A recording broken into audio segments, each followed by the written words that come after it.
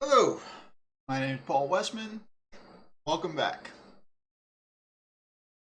Today I'll be doing a series setting breakdown on by far the largest world that I've ever done one of these for. Is known uh, by the author as the Descentverse. Alright, let's get into it.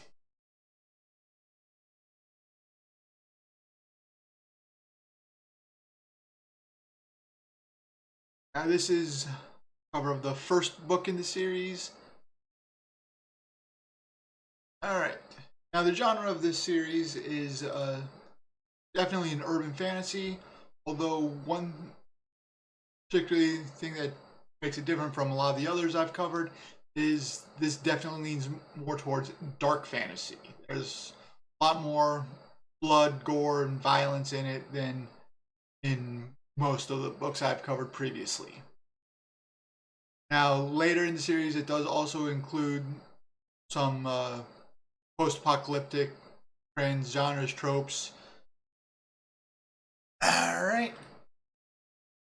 Now, for the series list itself, I had to put this on a separate slide because it is just simply too large. We have over a dozen different series with totaling around 64 books published to date. Furthermore, a lot of these series have a lot of variations. They're not all following the same character, but they are all set in the same universe, and some of them do include characters from other series. But should be noted that while this is not an entirely chronological order, it should be, there is a level of there is a specific reading order that should be taken, primarily involving these top series, where the Descent series, and then you have the Ascension series, which is a direct sequel to the Descent series. But the Ascension series also includes a lot of characters from these other four series as well. And the Ascension series is really where things sort of intersect more, and key events happen in the Ascension series that affect everything afterwards. So if you are not, or if you are going to read it more or less out of order, then I would strongly recommend that you at least start with the Descent series, and you read some of these in some order. I have not read every single book in this series, so it's a little complicated. But one thing to keep in mind is that the Descent series is the same main character as the Ascension series.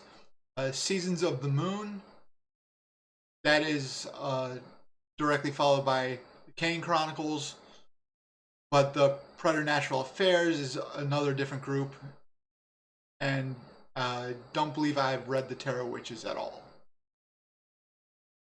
So reading order is somewhat important, but not overly important, as a lot of the series don't necessarily intersect, but are still in the same world. But while I have in my previous worlds that I've covered done a little bit from every series that is in the world, this is simply too many to do that. So today I will only be covering the Descent series. Now the setting, as for the time period, it takes place, starts in 2009, and then it sort of remains there for a while. Starts early in 2009. As for location, if you can't tell by the background, it is in Reno, Nevada. Now the Preternaturals. This is only the ones that the Descent series primarily focuses on. It is start with copides. Now this is basically your run-of-the-mill demon hunter. They are stronger, faster, and better trained than most humans. They are pretty much the ones that are here to defend Earth from the demons. And it's never really explained exactly who the copides are, whether they're separate entirely or whether they're like an offshoot of humanity or where exactly they come from. They're just sort of a given. Then we have witches. And witches are your human magic users. We'll get more about how they do magic later on. But a subset of the witches are going to be the aspides. Now, the aspides are witches that are specifically bonded to the copides through a ritual magic bonding. It allows them to do certain things with the magic and to like spread the magic and make them both more powerful and to provide the copides more protection against the demons. And the demons, they are not necessarily the bad guys in every sense, but they are kind of ubiquitous throughout the series. Some of them are antagonists, but the series does do a pretty good job of giving more nuance and not just saying demons bad. There are also half demons that are brought in. Mentioned half demons are also referred to as the Gray throughout the series. Lastly, we have angels. Angels are far fewer than the demons in the series, but it is said that a single angel is roughly 1,000 times more powerful than a demon. So we don't see them much, but they are considered much stronger. As for the magic itself, we're not really given too much as to the specifics of magic and how it is used. The series, it is a very soft magic system, whereas witches are using mostly magic based on rituals and incantations. And while magic is useful and it can be powerful, it is not as all-consuming as it is in a lot of other magic series, and it's also not as fleshed out, mostly because the point of view that we see from is from a non-magical point of view. So now one thing that is said to have occurred recently within this series is that paper magic is similar to scrolls, basically a magic ritual that is able to be not necessarily explained, but rather infused into paper, so that way instead of like reading the scroll, you use the magic and basically release the magic from the scroll, and that causes the spell to be cast immediately. That is a rather recent invention by a woman named Pamela Faulkner.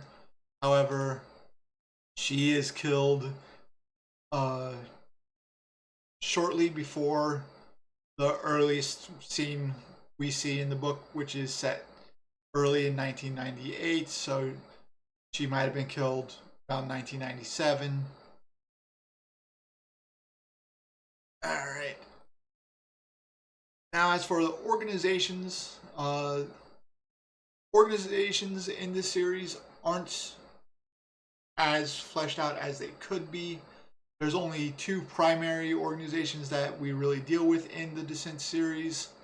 The first being the Council of Dis. We're not given too many explanations as to exactly what they cover. However, there are a few things we do know. First is that it rules from hell.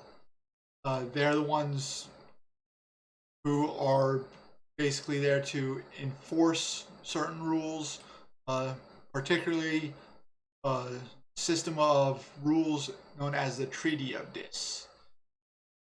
And that essentially covers the organization of how the world works. Second organization that we really deal with is known as the Union of Copides and Aspides.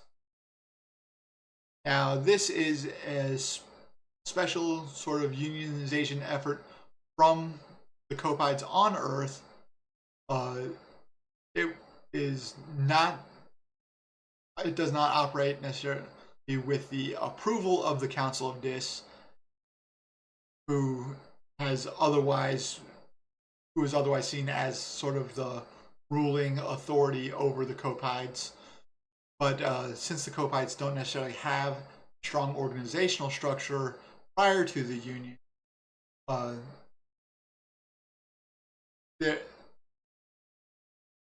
there isn't as much structure. So the Union is an attempt by the Copides to better organize and basically better protect and serve the Copides, whose job is to defend the Earth from the demons. Right. Now, one thing they do is that they match the Copides and the Aspides based upon sort of like power and not necessarily upon compatibility between personalities. And that is a point of contention and a reason why some are hesitant to join, because the magical ritual that bonds a Copide and an Aspide, or a Copus and an Aspis, is a very intense and almost intimate ritual that it goes through, and with the abilities that Aspis allows, with the sort of merging of magic with the Copus, it's not something that you would want with just anybody. So this being matches based upon power and not necessarily based upon willingness is an area that has caused issues with the Copides and are given them reason to not join.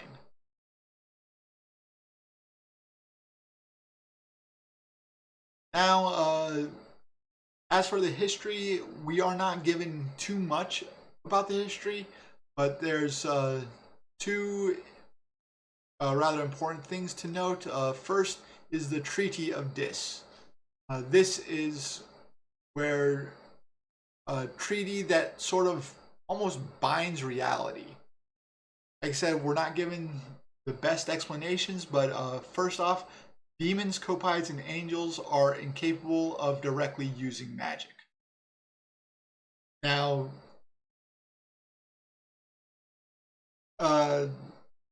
there are certain variants. For instance, some demons' natural abilities do not count as magic.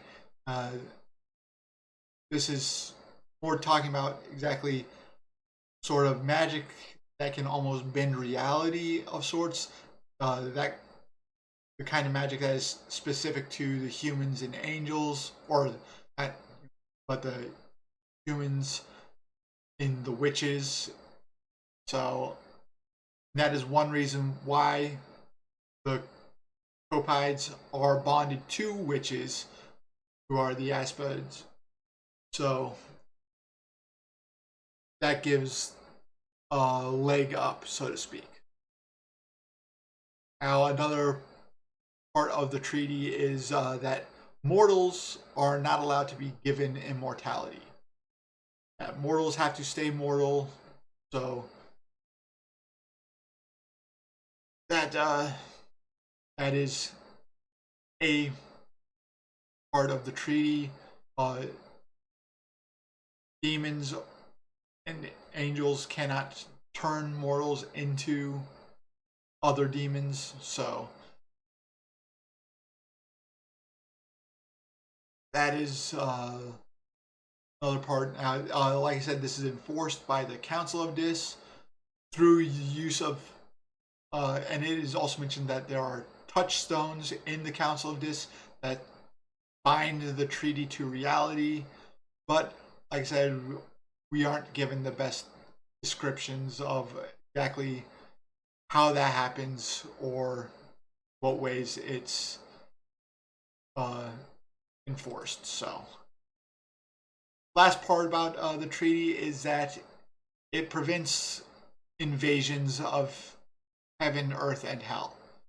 So basically, angels can't just storm into hell and start slaughtering everyone. Demons can't invade Earth and just start killing people. So we're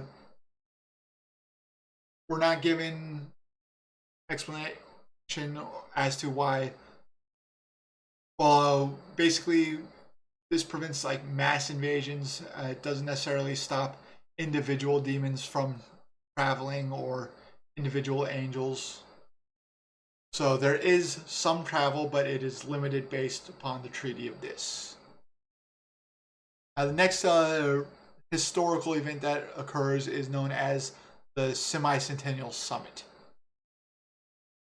Now, this is one of the few times when angels and demons are allowed to go to Earth. They meet every 50 years. And it is when Copides, demons, and angels meet on Earth to settle disputes and form treaties, such as the Treaty of Dis or treaties on individual levels.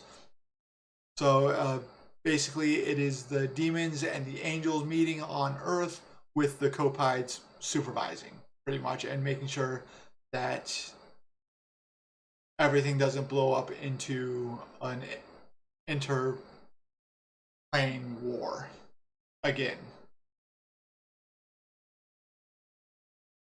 So in the series, book 3 is when the next Semi-Centennial Summit meets, so we do get to see a new perspective on that, or a direct perspective on it. But I'll be discussing book 1 a little bit. This will be spoiler free, but one nice benefit of the way the books are set up, at least in this first series, is there are two narratives going on at the same time.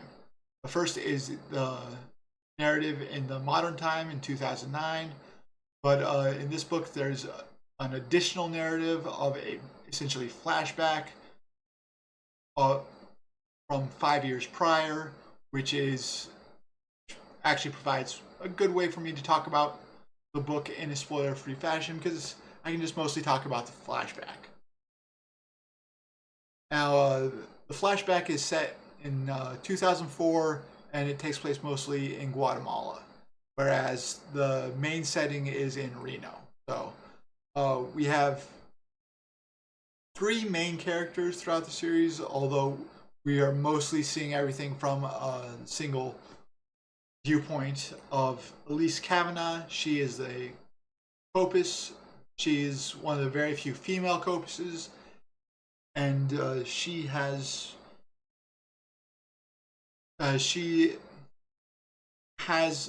supposedly retired, mostly by allowing everyone to think that she's dead. And her partner, who is also retired with her, is James Faulkner. Last name may seem familiar because he is the nephew of Pamela Faulkner, who invented the paper spells. He is also one of the most powerful witches alive. He is one of the best versed in magic, whereas Elise is considered the greatest Copus, which is not just exaggeration or a way to brag, but is an actual title that she held while she was not retired. The last main character that we mostly interact with is Anthony Morales. He is just a regular human, and he essentially is trying to date Elise. Now, like I said, mostly we deal with the modern setting in 2009, but a lot of what happens there is also because of what happened back in 2004. So I'll be able to discuss that in more detail since it is a flashback. And then we'll go from there. In 2004, what happens is James and Elise, who have been working together for around 6 years at this point, they are hunting down what is known as a doomsday clock, which is essentially a clock that is set up to cause an apocalypse and destroy the world. So they're hunting down the person who managed to build and activate it, and essentially it's in a similar way to that the nuclear Armageddon clock. It is counting down to midnight. And the person who activated it is known as a goddess of death. She's also referred to as Death's Hand, which is part where the title of the book comes from.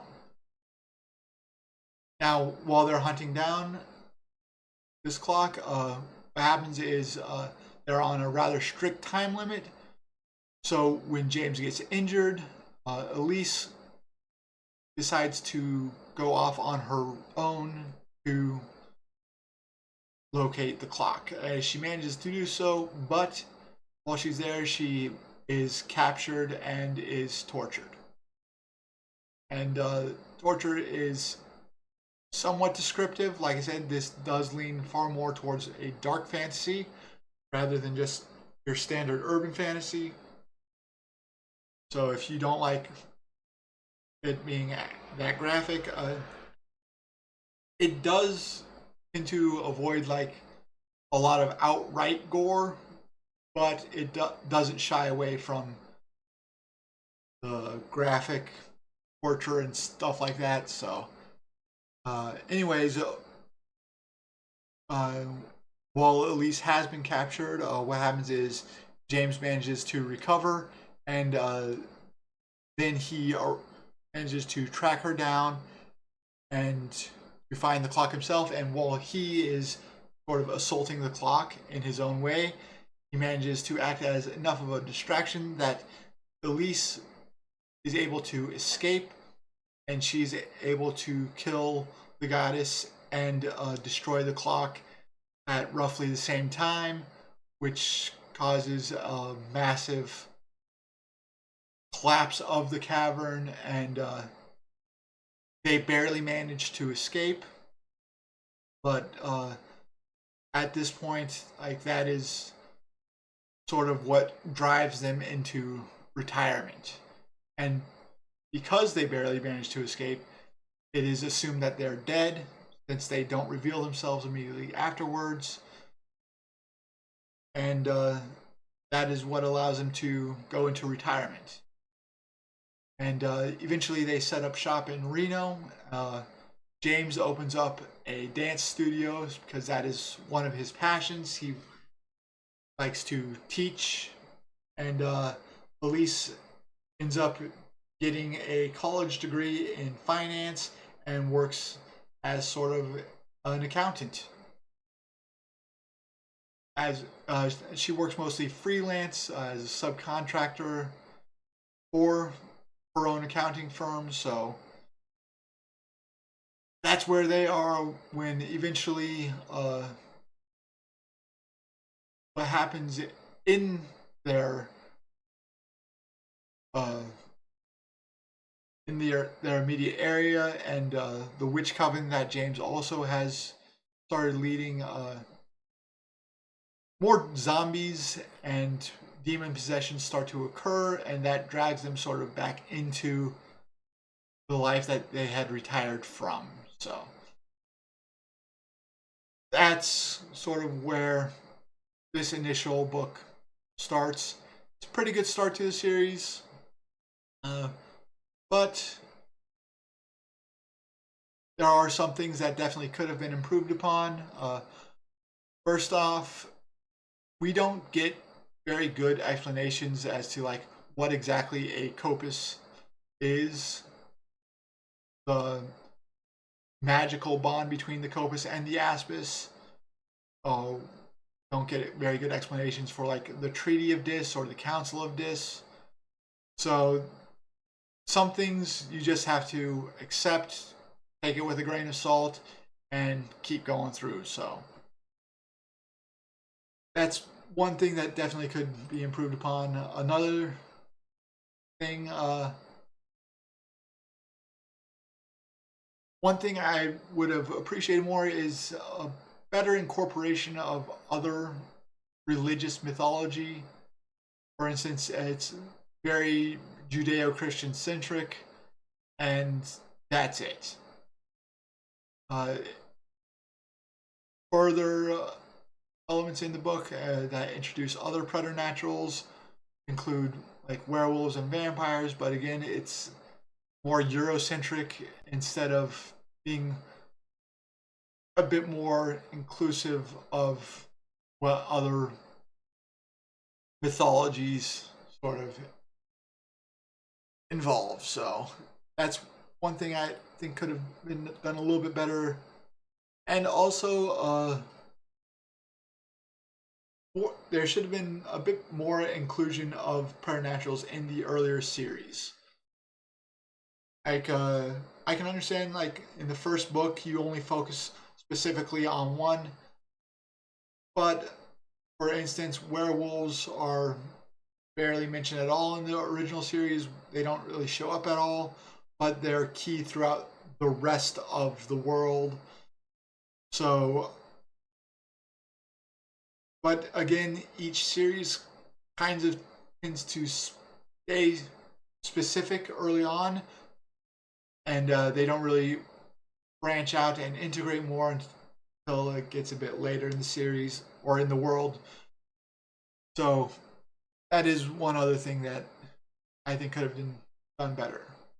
Now, some things that were done very well: long-term planning, especially in the early books. There are things that really aren't explained until much later in the series, and the seeds are planted early on. It's done very well. Like I said, when I talked about the Codex Alera series, it shows when you plan for more than a single book. It shows, and I like it a lot. That is something that every author, I think, should do. So long-term planning is key in writing series, and that is something that S.M. Reine did very well in this. Another thing that's done well is that the world is greatly expanded and is very vast, and even if it doesn't necessarily happen in just a single series, the additional series definitely include that and just make it a much more vibrant world to enjoy. So it was very well done. Like I said, it is an incredibly massive series. Currently 64 books long. Pretty sure she's still writing. On the website, it does mention that there are other books that are being written, so series isn't necessarily over yet. Another thing is that the cohesion works pretty well between the series, in that you don't necessarily get contradictions.